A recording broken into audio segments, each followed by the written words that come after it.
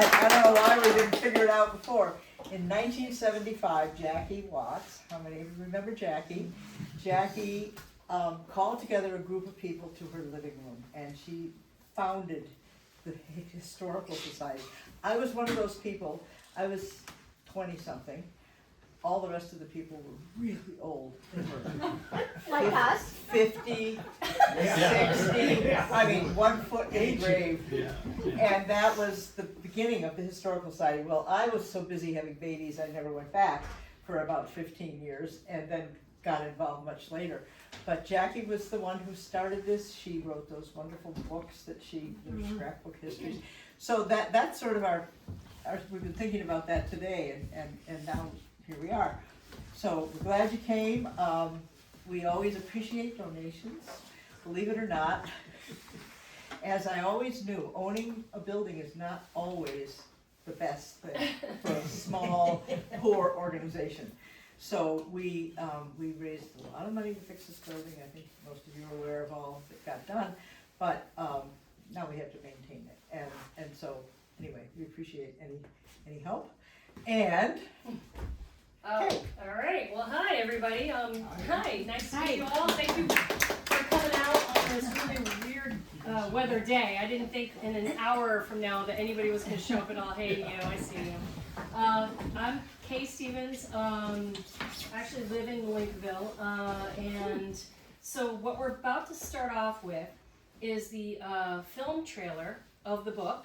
We're going to kick that off, and then I'm going to get into how a Maine backlist lobstering novel turned into an award-winning feature film.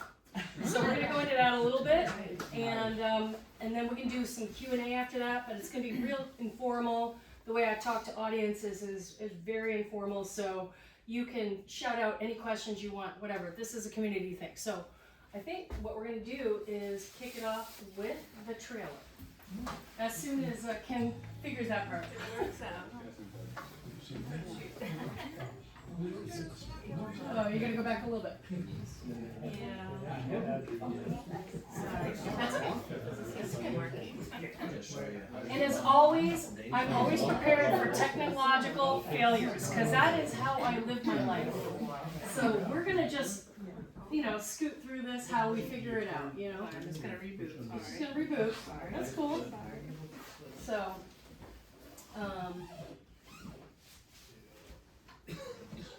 by the way, we did one part of the film we filmed in Northport too, as well. So we got a little bit of the Lincolnville Northport section in the movie. We saw a Saturday Coach show. That's it. That's it. We said, whoa, that's Saturday. That's it. Yeah. All right, and then you just go back a little bit there. Sorry, let me. No, we're almost there. That's Okay. That's cool. We got it, guys. We got it. Okay. Right. Ready? And do we have volume, Kim, too? I don't know how to do When's he that. gonna slap a ring on you? You want it off? There's a lot that I gotta teach you, which ain't gonna happen because you're not gonna be on this boat for much longer. Right, women don't belong on the bad luck. Anya, be careful, we got a big wave coming in. Anya! Someone overboard, I need help right now! Anya!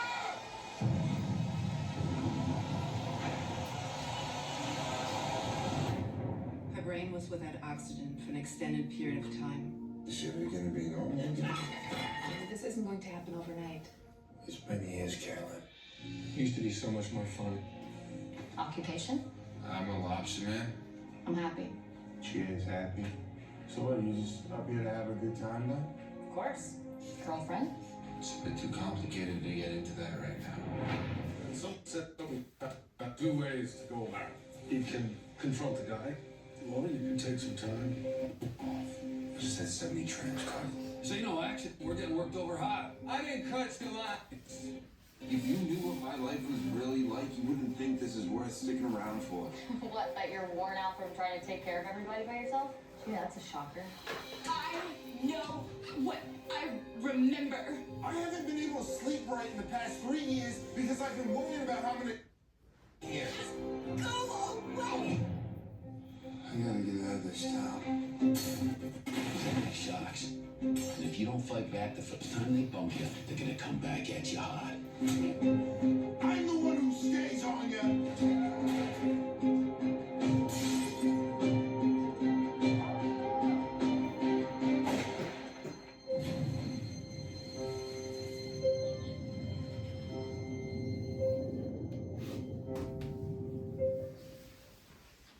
Alright. So, yeah, and even with a little buffering, you can see the gist of the story.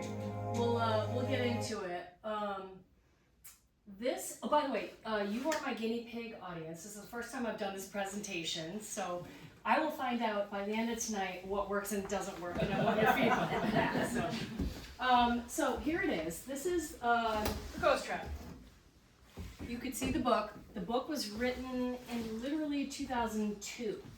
Wow. I had moved here in 1993, and I was just by myself and met a bunch of friends who happened to be boat builders and lobstermen and deckhands on schooners at the Sea Dog, the original Camden Sea Dog. That's where this all originated, and I really got my inspiration from the people who told me the stories of their lives. And being an author, it pieced together what I wanted to put together for an actual novel. So I started in 2002, and it didn't get published until 2009. All right, so we're going to go into it a little bit, how the book got optioned, how the book got adapted, the pre-production of the movie, filming in Maine, and film festivals and publicity and whatever happened after that. So the novel. So you got a little gist from the trailer, but this is about the story about a young lobsterman who's forced to choose between right and wrong when his girlfriend suffers a traumatic head injury and the rival lobstering family sabotages his gear, sparking a deadly trap war. So the novel was re-released last year with a new film cover. This is the new film cover, which is what you see right now. So this is how it happened. Everybody asks me, how did your novel get picked out of everything from like Tess Gerritsen, Stephen King, Paul Doiron? How did that work? And I just say it was lightning in a bottle. It had nothing to do with me. It was all chance. So what happened was, this man here, Peter Couture, was a Waterville native, and he had started a production company of filming in LA.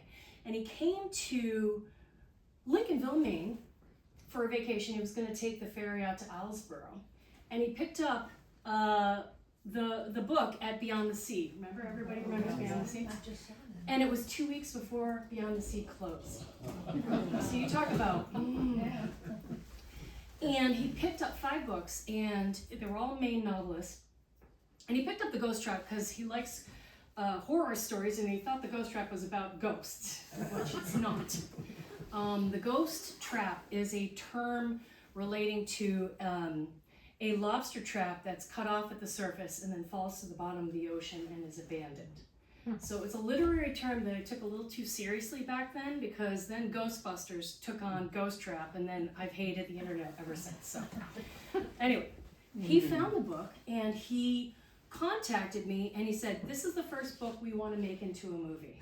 This is our fledgling company. And I didn't believe him, so I didn't respond to his email for about a month until my publisher said, no, this guy is serious. It's not like a Nigerian money scam. You need to actually hear about this. So we got back in touch, and he optioned the novel, which if you're an author, what that means is they pay you a certain amount of money. For me, it was $2,000, really small, nominal, to have the rights to film this book and make it into a screenplay. Now, usually what happens is a lot of people do that, and it's very, first of all, very, very rare that an author gets a novel option. But second of all, it's very, very rare that the novel that gets optioned turns into a movie, because it usually ends up in what they call development hell, which is a place where they bought the rights to film the novel haven't found a screenwriter or funding yet. So for 4 or 5 years, I was in development hell with this book. All right. So 2021, we're in the midst of COVID. We're also in the midst of a writer's strike in LA. And they had a lady set up to write the novel, but she was like some LA girl that had nothing to do with Maine. And I was like, I don't know how this is gonna work out, but so they come back to me in 2022 and they said, how about we pay you to write the screenplay? So I was like, great, I've never written a screenplay in my life, let's do it. So there we go, never written it in my life. So what you see right here is I bought these 2 books and then I ended up going on YouTube and I taught myself how to write a screenplay and I kicked it out in 2 months. Oh my gosh. So, and I'm thinking, I gave them the screenplay thinking, oh God, it's like you're gonna put it to the teacher and the teacher's gonna come back with all the red marks and F and everything. And they came back and they go, perfect, love it, we're running with it. You know, color me a little surprised, all right? So Wow. 2022, a big part of the novel was lobstering, huge part. And Maine Lobster Festival was in not just the novel, but in the screenplay. And I said to the production team, I said, why don't you come down in 2022 when Maine Lobster Festival finally opened up again after COVID. They'd been shut down for 2 or 3 years. 2 years. And I said, why don't you come down and do some B-roll? Like take some pictures of the crate races and all this kind of stuff. And in May of 2022, they said, well, we're gonna do you one better. We're moving the whole production to Maine and we're gonna film in August of 2022. Wow. All right, so this is where we started, was the Maine Lobster Festival. And where we started was, this is our, Michael Tedford is the cinematographer. He's filming the crate races here. And a half hour later, a huge thunderstorm came in and lightning, thunder and everything. They had to pack up and leave immediately because it was like a $200,000 camera. So they couldn't mess with it. All right, but that's gonna factor in later. So shooting in Maine, okay. Most Maine stories are not shot in Maine. And there's a reason for it. Does anybody know why? Anybody have a clue about that? Film incentives in Maine have been stagnant for decades. So in other words, Massachusetts and Canada will offer, I think, something like a 30% discount film incentive if you film here. Here in Maine, it's like 5%, and then there's like a 10% for another wee-wah, I don't know what it is, but it's so paltry that most people don't film in Maine because it's not conducive to the budget. So our fledgling production said, Maine has the worst film incentive, so why do we do it? Well, this is why. Right here, these 2 Goombas here, my friends, Ryan Post and Dan Merriam, and this boat is the boat that is in the movie. Oh, wow. I love these 2. I've been friends with them for 30 years. They're my lobsterman friends, and both of them have been script consultants, book consultants, and they had a meeting with these 2 right here. And they said, can we film on Sundays when you are not working? And they said, well, how many Sundays are you looking for? In August, they're high season, right? And production said, probably 6. We'll probably just do 6 Sundays in a row. As it turned out, they needed these guys for all of August. And they sacrificed all of almost August to do this film. Wow. And some of them got a little money from production, but not much. It was nominal, honestly. For what they sacrificed to actually make this film, to make it authentic, was unprecedented. So that's why we were able to do this in Maine, because these guys offered their boats, their co-ops, their wharves. They offered so many interconnections that made this film work. So here's Ryan Post, Captain Ryan Post. He was also producer on Anatomy of the Tie. I don't know if you've heard of that movie, but that's also a Maine film. And he became a co-producer on our film. Right here, he's seen on set, and this was one of our first scenes. He's got the skiff out, and he's bringing it out to do a consult on the boat before they actually go into scene. So these guys actually, they did costume work, they did dialogue work, they actually got with the cast and they made them understand what the lobstering world was before they got into it. Because these cast, these wonderful cast members were from LA. They didn't know anything, never been to Maine before.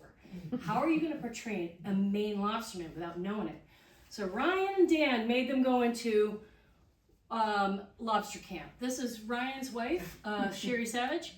She was also a co-producer, and she found more locations for us than anybody else with her connections as being a lobsterman.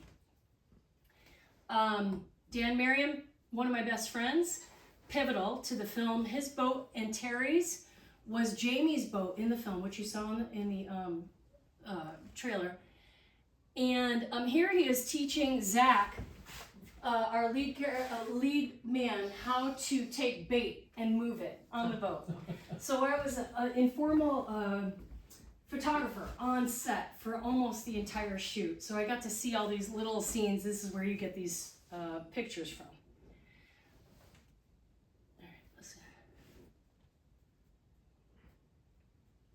All right, behind the scenes. Got a little delay here, so hold on one second.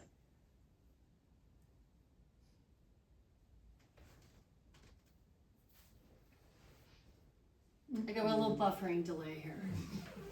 All right, hold on one second. That's the win. Behind the scenes, and it's buffering, so. I don't know, Kim, if we have to reboot it. Or if you can see this until it gets to it. So, what I'm going to show you right now until this changes.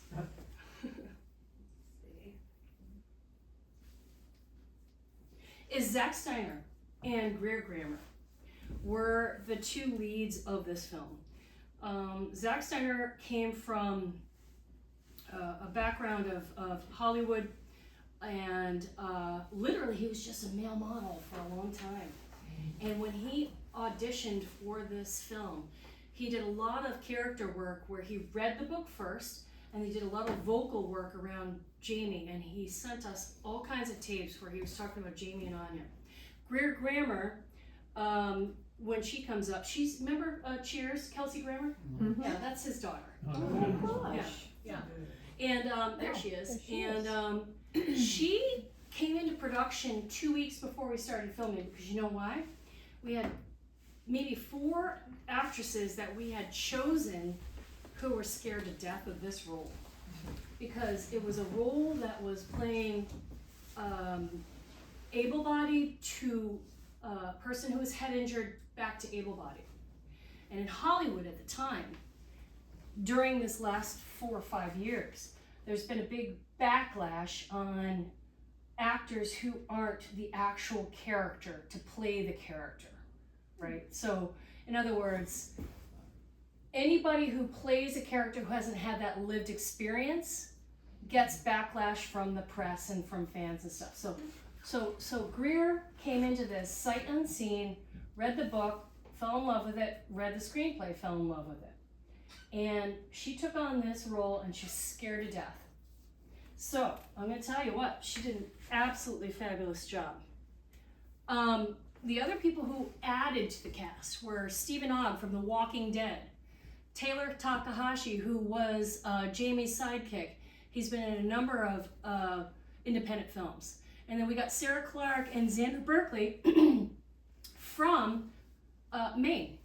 They moved to Maine about 25 years ago. He was also in The Walking Dead. He was also, I don't know if you remember him in The Terminator. He was the dad in The Terminator. That was a big role of his. These two acted with us in the film. They were a husband and wife, and they acted 2 different roles. And they're friends of ours now. Anyway, so no glam on cam. This is what's going to happen.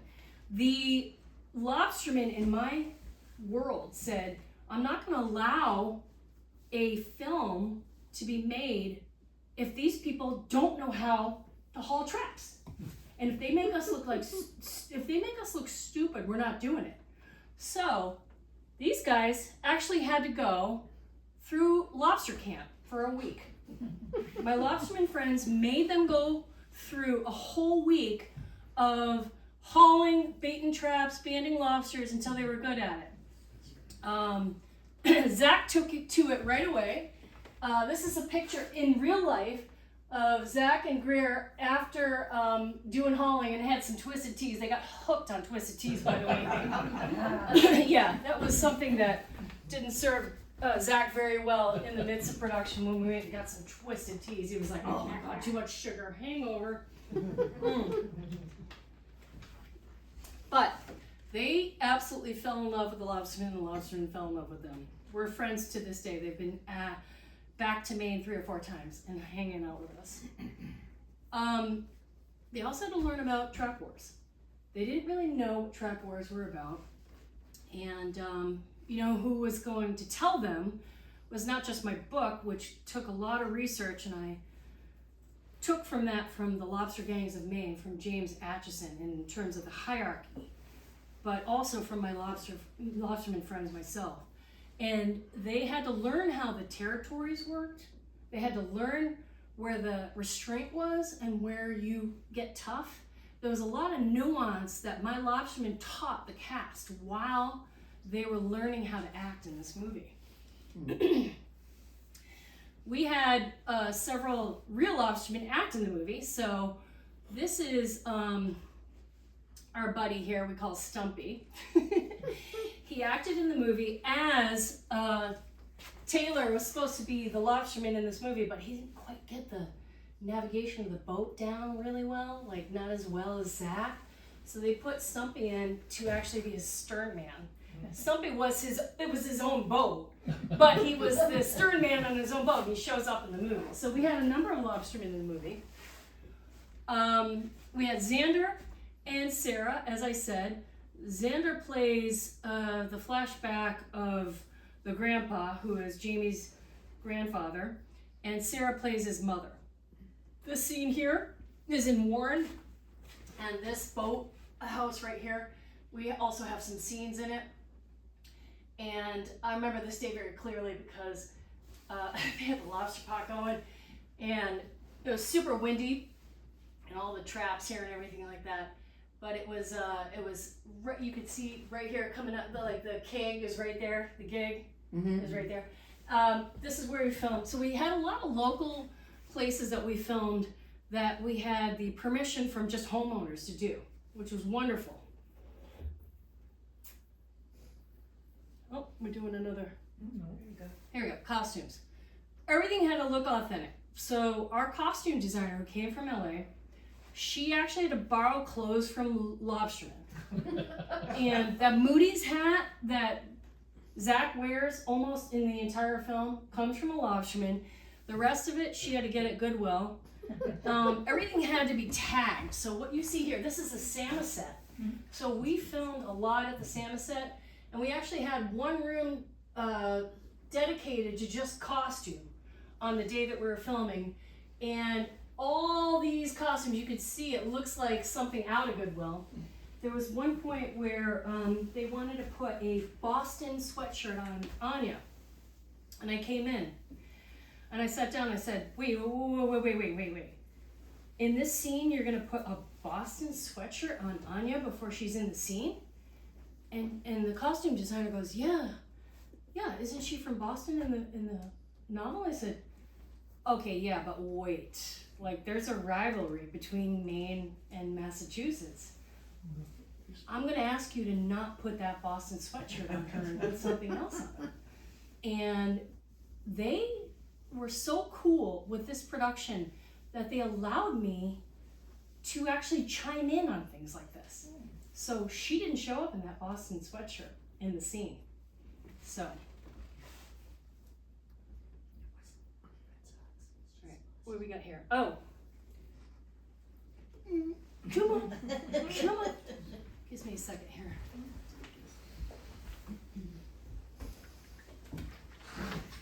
All right. It might turn over. What did you do before? Was it a buffering thing? Yeah, I rebooted the TV. Okay. We'll get through it. we're gonna get into is the iconic Midcoast Maine locations where we filmed, which is really the heart of this entire film. So you filmed in Lincolnville, obviously. We filmed in Northport,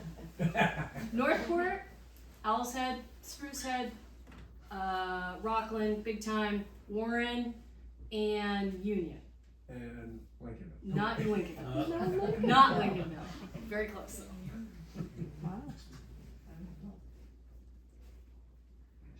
But one of the things that I was so blessed to have is an Owl's Head lighthouse scene, which this right here is showing the production. We got there at 4 a.m. And you go back to that. Yeah, perfect. And what you have here is Zach Steiner and our other lead, Sarah Catherine Hook, who plays like this kind of happy-go-lucky Key West, free-spirited, deck girl on a schooner. And we were not even supposed to get access to this lighthouse. So Bob Trapani, who gave us access, said to us, "You're allowed to be on the canopy here. We're gonna give you this. We're gonna allow you to be in the canopy, but you can't be inside." So at 4 a.m, I see my entire crew inside. And they're filming next to this Fresnel light, which is like $1 million. Oh, yeah. And if they touch it or hurt it in any way, our entire production, much less my entire life, is screwed, right? I couldn't believe it because they didn't tell me they were doing that. So a lot of film productions on the fly. So you're gonna see this in the film. They're going up the stairway and they're through in this area. Not allowed. Bob Trapani comes up to me. And he comes up to me about 6 o'clock in the morning. He goes, "They didn't tell me we were doing this. You didn't say you were doing this." And I'm like, "I didn't know they were doing this." He goes, "If they touch that Fresnel light, we're all screwed." And I said, I know. We got through the scene and nothing was hurt. But oh my God, my heart. Unbelievable. We, going back to the Maine Lobster Festival, you can start to see the clouds coming in a little bit. This is where the thunderstorms are coming in. But we have almost 3 to 4 minutes of the Maine Lobster Festival in the film, which nobody's ever covered that before in a film before. So Maine Lobster Festival has been wonderful with me, and I work for them too separately as a blog writer. So every year I go back and they do some promotion with the film and they promote the film. And the international crate races are in the film, and we just have this symbiotic relationship, and it will forever promote how cool this part of Rockland, Maine is. So that's in there. Spruce Head Co-op. So we got Dan Merriam here going like this. "I wish I had not been part of this. I wish I had not agreed to any of this." He got so nervous with them being there because they were basically in Hollywood La La Land, and it was still a working wharf, and all of his lobstermen were still coming in and go, why is your boat impeding me coming in and bringing in my catch? And Dan was like, "Oh my God." So nervous guy right here.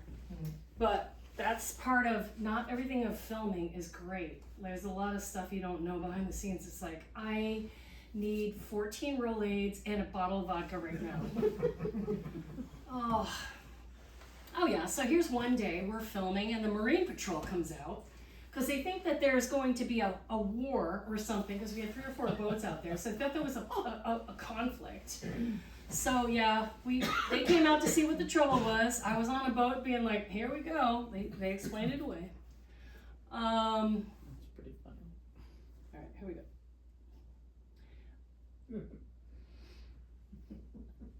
Come on. Here we were down in Rockland, and this seal stole everybody's hearts. He came up to the cast and crew, and he was just obviously very well loved because apparently people have been feeding him for a long time. So he would come up and he would take a piece of fish or something from one of the crew, and because he was so cute, and we called him Gregory Chonkers because he was a fatty, and he ended up in the movie, which is really cool. Owl's Head Lighthouse, I told you we got special permission. These are up close pictures I took of them as they're having a very pivotal conversation about life. Again, 4 a.m. Right here, I would say we're probably about the 6:30 a.m. mark, so that when you see the film, it looks like it's daylight, but we started off in dusk.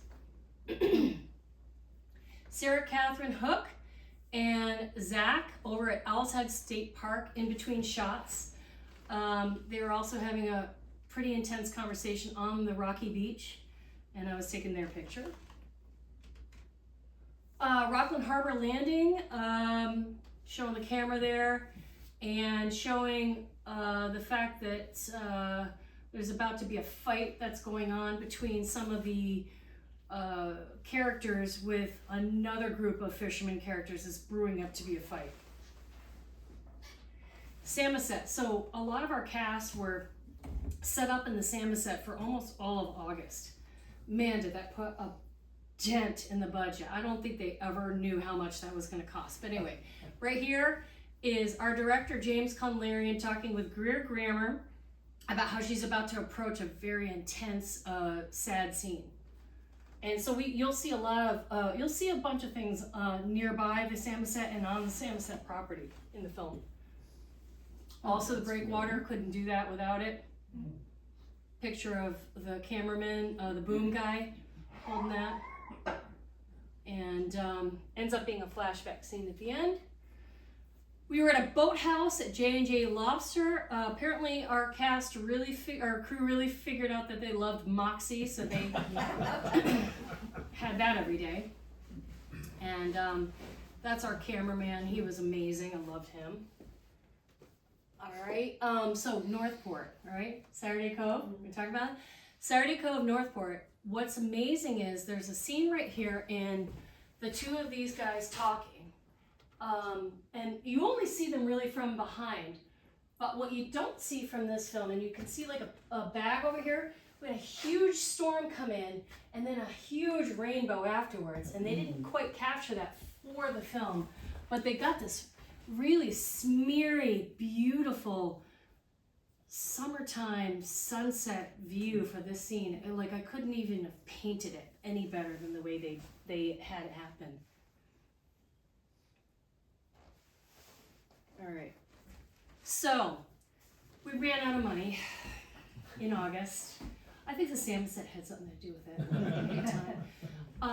So it was the first time for the production to run out of money. We started off at a $750,000 budget. We ran up to $1 million budget, which is still considered low budget. However, we ran out of money and we still had 4 or 5 major scenes to film. Our entire crew and cast had to go back to LA.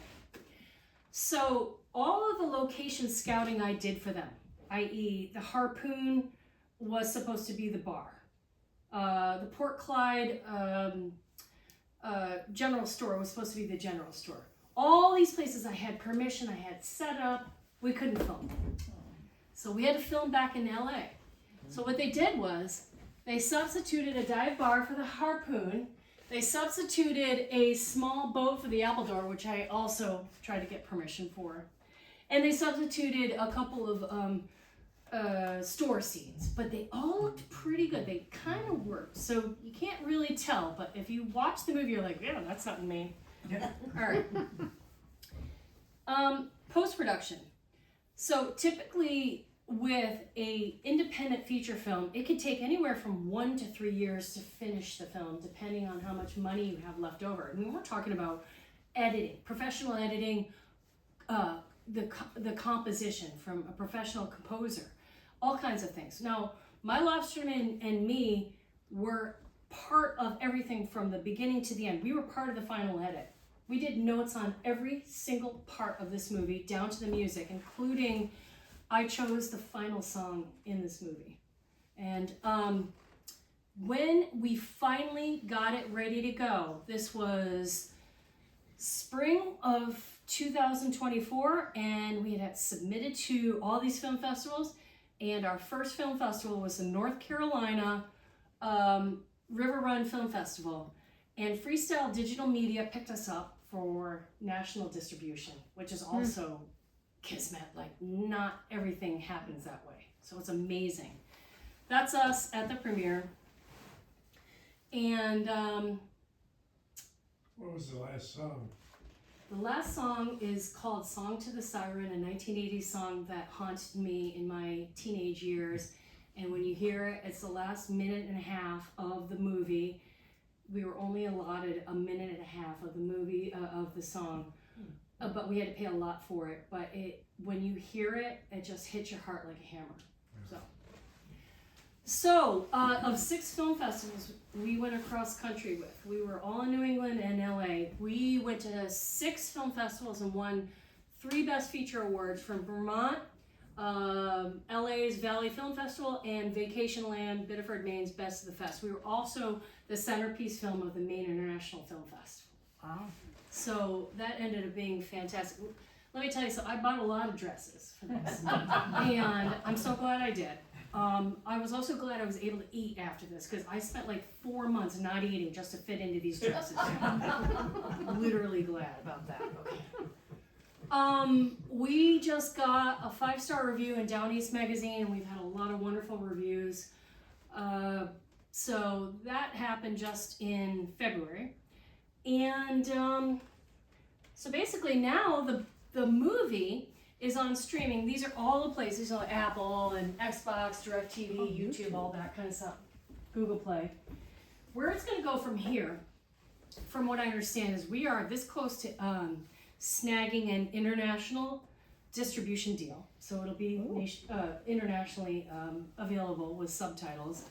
And then we'll find out in March and April how our numbers did. So it's like, for me, being a screenwriter, I was able to be part of this entire process that no author, no screenwriter is ever able to be part of. And it was the most amazing experience. So even if I come out of this with $0, I can't even tell you like what a ride this has been. So that is it. So I'm going to open it up to any questions you all have. Let's start with you. Have you ever thought about having it shown at the Strand down in Rockland? It was shown at the Strand, yep. We did a 1-afternoon showing in November, and it was sold out.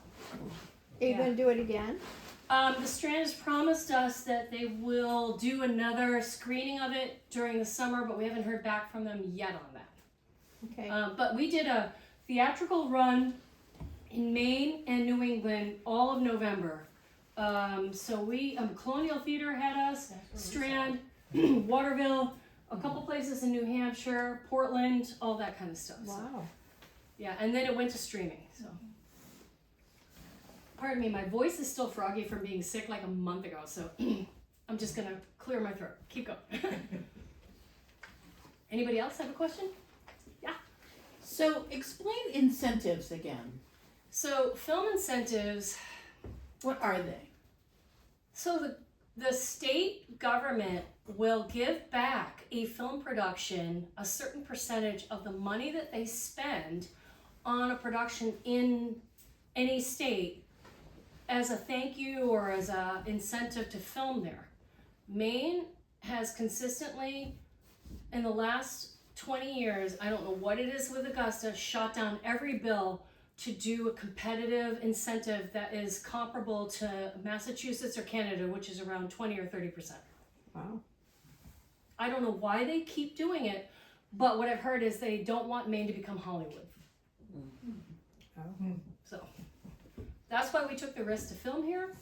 That's why we went over budget and why we were authentic. Why we got 5 stars with Down East. Because we didn't film it in Massachusetts with Boston accents. A little bit of a Boston accent, a little bit. They were trying hard. We told them, we go, listen, don't try too hard with the accent. You know, like just do your own accent, but don't. You're gonna sound like Dolores Claiborne. You're gonna sound like the worst Maine accent in the world if you try too hard. So we made them pull back a lot on the accents. I thought they did a great job though on the accents. I did too. You did, Yeah, it was good. Yeah, It seems so the most authentic film about Maine that we've seen. Oh, fantastic. In terms of, we kept saying to each other, Look, he really knows how to do that. This is so real. Yeah. My lobsterman friends ensured that. Yeah, they Did you- looked at it. I just wanted to say that there's a show called Tracker. Tracker. It's Yeah. on, I think it's CBS, and they film it all in Canada. Mm-hmm. Because they had a show that said it was Camden, Maine. He goes all over the country and saves people and whatever. Yeah, I know. And it was disgusting. They made it look like it was the worst, like a very rundown fishing village. And they had on Camden Harbor, they had warehouses with lobster traps. Oh my God. It was like, That's what? been a while. So I just so wanted to complain, and I never watched the show again. And it insults lobstermen, you know, because first of all, lobstermen already get a dirty reputation for the supposed lawlessness. You remember the Matinic shootings? You know, remember that? That was 2009. My book just came out when that happened, and they already get that dirty reputation from it. And Ryan, for one of the people, said, I don't want that reputation in our movie. I want to show the honor and the dedication and heritage we have. So that's why they were so importantly based in our movies, so that they could show that honor in the movie, which I don't think I've seen a ton of that in other out-of-state productions. So we did that for a reason. So cool. Yeah. So, I take one more question, unless you guys want to just mingle. Oh, go ahead. Oh. There's been a lot of movies filmed up and down the coast here in the last 40 years. Did those help you and your film crew get through this, or was it a hindrance because most of them had pretty good budgets, I'm assuming? Yeah, they had good budgets. I think every film production's different, and I don't. I think the best connection we probably would have had was Ryan Post and Anatomy of the Tide, which was a head fisherman in the movie.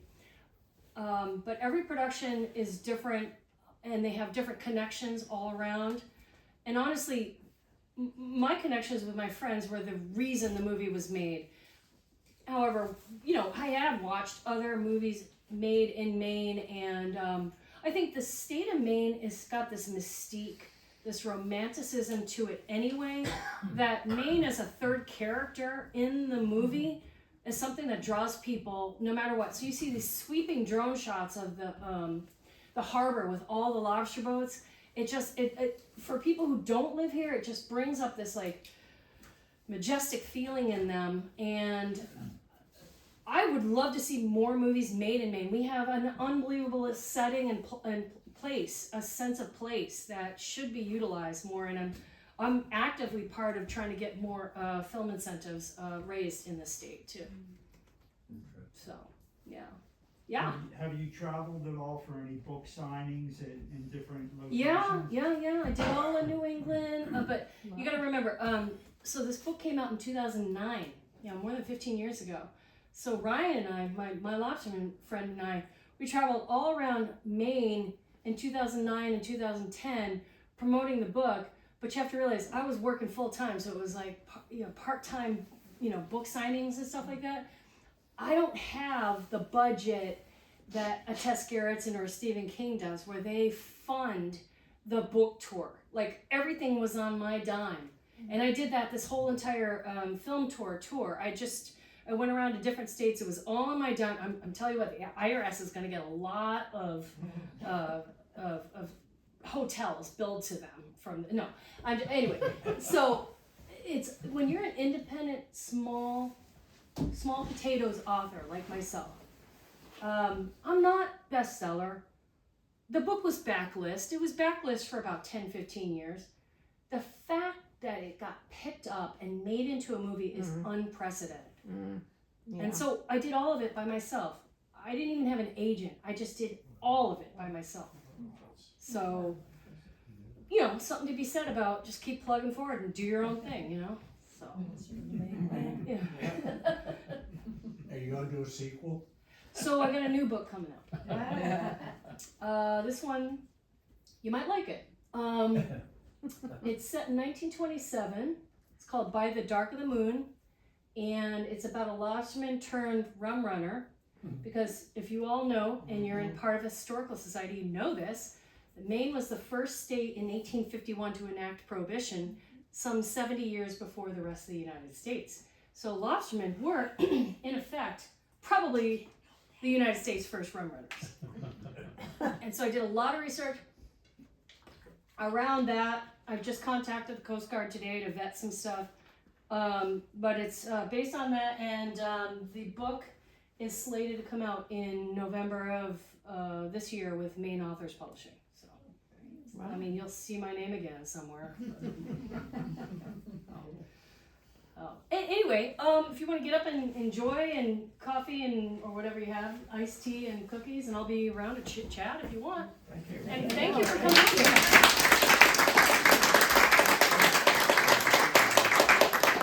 Very good, very good. I'd like to see that.